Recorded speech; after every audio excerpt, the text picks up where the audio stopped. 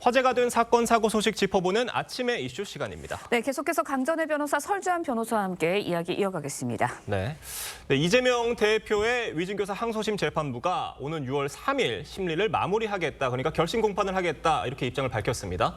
만약 조기 대선이 현실화된다면 대선 전의 선고는 어려울 것 같아요. 어떻게 보세요? 그렇죠. 왜냐하면 대통령에 대한 탄핵 심판 선고가 4월 4일에 있을 것이고 조기 대선이라는 것은 대통령의 파면을 전제로 한 이야기지 않겠습니까? 근데 4월 4일에 만약에 파면 선고가 된다면 60일 안에 이 대선이 치루어져야 된다는 것이 또 법으로 정해져 있거든요. 그렇게 됐을 때는 지금 6월 4일에 결심을 한다라고 했을 때는 선고까지 한 4주에서 6주 정도가 더 소요가 됩니다. 그럼 그때까지는 아마도 이제 여기에 대해서는 판결까지는 가기 어려울 것으로 예상이 됩니다. 네, 1심 재판부는요, 위증을 한 김진성 씨에게는 유죄를 인정했습니다. 그렇지만 이재명 대표에게는 위증을 요청한 고의 없다라고 보고 무죄를 선고했거든요. 2심 재판부에서 쟁점으로 다뤄질 사항은 어떤 거 있을까요? 제가 어제 준비기일에서 이제 위증죄 정범이라고 하는 김진성 씨에 대해서 지난 준비기일에서 어떤 본인의 입장을 밝히지는 않았어요. 이 위증을 자백했다는 부분에 대해서. 근데 어제 위증을 자백했다는 부분에서 기존의 1심에서의 진술과는 조금 다른 부분이 나왔기 때문에 저는 이 부분과 관련해가지고 판단을 될 것이고 저는 법리적인 검토 외에는 다른 건 없습니다. 1심에서 무죄를 받았기 때문에 저는 그 부분과 관련해서 신속하게 아마 결론이 나는 것으로 보입니다.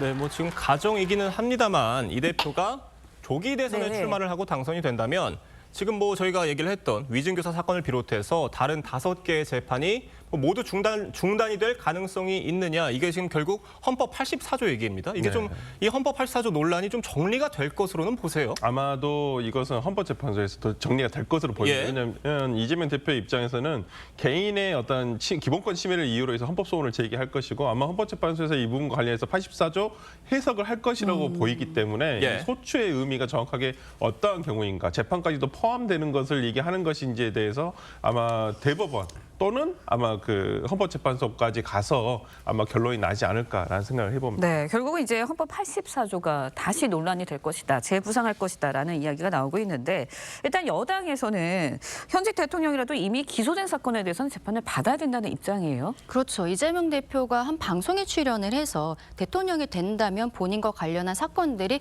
모두 중지가 된다는 것이 헌법 84조를 해석하는 법조계의 다수설이라고 이야기를 했거든요.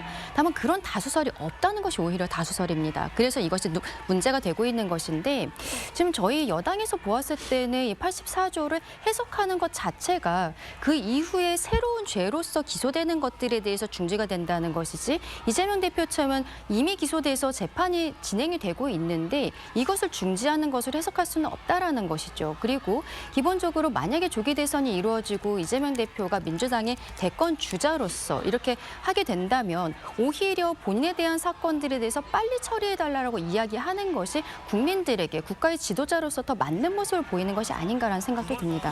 지금 이 대표는 본인의 대장동 재판에는 출석을 하고 있지만 이 증인으로 채택된 민간업자들 재판에는 4차례 연속으로 출석을 하지 않았습니다. 그러니까 재판이 좀 10분 안팎으로 그냥 끝난 거거든요. 이게 일반 시민이라고 한다면은 이렇게 또 이재명 대표의 경우에는 또 재판부가 과태료를 부과하는 상황도 있었는데도 나가지를 않은 거예요. 지금 일반 시민으로서는 참 상상하기 어려운 일입니다. 어떻게 보세요? 아마 이재명 대표로서는 대장동 관련해가지고 본인이 최대한 연관성이 없다는 것을 아마 보여주고 싶다라는 생각에서 아마 증인으로 출석을 하지 않는 것으로 보이고요. 그렇다고 한다면 아무래도 실체 진실의 발견이라는 관점에서는 이재명 대표가 당시 성남시장으로서 출석을 해서 증언을 해주는 게 가장 좋다라고는 생각되지만은 본인의 어떤 정치적 입지가 있고 지금의 정치적 상황이 본인이 증인으로서 출석을 하는 것이 적절치 않다라고 판단을 한 것으로 보이는데, 증인에 대한 것은 강제 구인까지도 가능합니다만은 현역 의원의 신분을 가지고 있기 때문에 아마 재판부에서도 이 점을 고려해 봤을 때는 아무래도 강제적인 방법을 취하기에는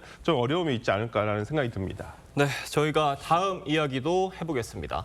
장제원 전 국민의힘 의원이 어제 숨진 채 발견이 되면서 경찰이 정확한 사망 경위 조사에 나섰습니다. 현장에서는 유서가 발견이 됐다고 하고 유서 내용도 조금씩 언론을 통해서는 알려졌는데, 좀 어떻게 어제 이 소식 들으셨을 때 좀 어떠셨어요? 그러니까 좀 그래도 한 사람이 정치인이고 그러한 부분에서 개인으로서는 장제원 의원이라는 개인으로서는 가족들이라든지 그다음에 본인을 알고 있는 지인들에게는 상당히 비통한 소식이 될 수도 있겠다라는 생각이 좀 들었습니다만은 또 지금 휩싸여 있는 의혹이라는 것들이 또 그렇게 간단치 않은 문제이기 때문에 그러한 부분에 있어서도 참 안타깝다라는 생각은 좀 들었습니다. 그러한 부분에서 실체 진실이 좀 발견됐다라고 한다면 더 좋았을 것이라는 생각을 들고 어떤 사람의 생명이라는 것은 전 지구보다도 무겁다 그랬거든요. 꼭 이러한 법적 책임을 회피 또는 아니 의혹을 밝혀내지 못하고 어떤 이렇게 그냥 마무리가 되는 부분에 있어서 사실관계적인 측면에서는 조금 안타깝다 생각을 합니다. 그렇지만은 유서에는 이제 가족에 대한 미안함을 표현하면서 그렇지만은 이 사건의 피해자라고 지금 피해자인 분에 대해서는 전혀 언급이 없다는 부분에 대해서는 조금 아쉬움이 많이 남는 것 같습니다. 네, 일단은 뭐 짚어주셨지만 여비서 성폭행 사건은 공소권 없음으로 종결이 될 전망입니다.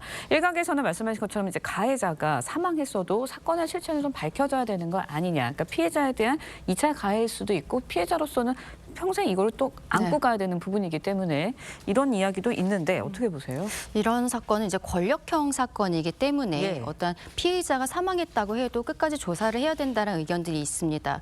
과거에도 박원순 전 서울시장이 사망한 이후에 국가인권위원회를 통해서 성희롱이 인정되는 판단이 나오기도 했거든요. 이러한 형태로 지금 피해자 측에서 요구를 하게 될 것인지는 조금 더 지켜봐야 될 것으로 보이고요.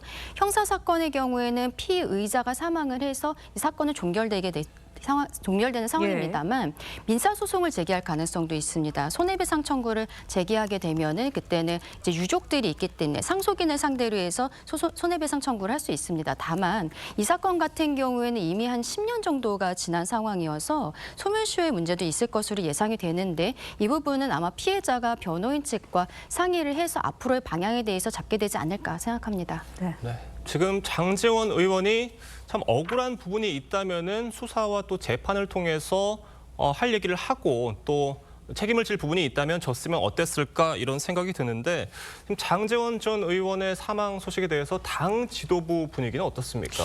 아무래도 장제원 의원도 당에서 오래 계셨고 지도부에도 계셨기 때문에 개인적으로 친분이 있는 의원들 같은 경우에는 조문을 갈 것으로 알고 있습니다. 다만 이번 사건에 또 중대성 같은 것이 있고 이런 상황이기 때문에 당 차원에서 지금 뭐 진행이 되고 있는 상황은 없는 것으로 알고 있습니다. 네, 알겠습니다. 오늘 두 분 말씀은 여기까지 듣도록 하겠습니다. 감사합니다. 고맙습니다.